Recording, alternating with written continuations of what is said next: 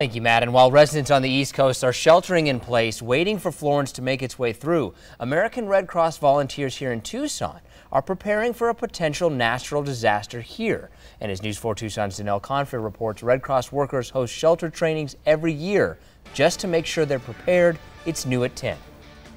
This just-in-time shelter training gave Red Cross volunteers and workers a first-hand look at what those on the East Coast are dealing with and help them prepare locally. It's really a tough situation for people who are displaced. I could really feel what it feels like for somebody. Sally Lanyon, a Red Cross volunteer, pretended on Saturday that she was a resident of Texas needing shelter in Tucson. Around 40 Red Cross volunteers attended the just-in-time training, where they worked to offer food, shelter, and medical care to those who pretended to be in need.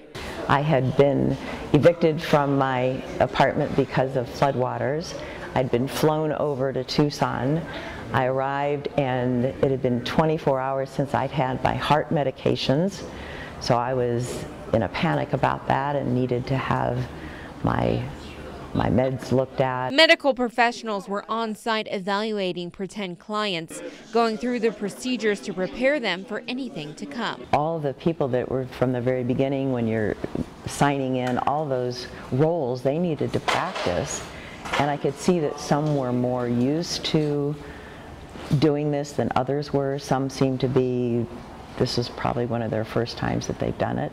This weekend also gave Red Cross workers a look at how to set up a shelter when they are low on staff, since over a dozen volunteers are on the East Coast helping with now Tropical Storm Florence. This is important to work out all the bugs, to find areas that we make mistakes, and it's easier to make the mistakes here and correct them for the future in case we do get called out. In Tucson, we don't have major things happening normally, and we want to make sure that our volunteers are prepared. If you'd like more information on this training and more training events to come, head to our website at KVOA.com. Danelle Confer, News 4 Tucson.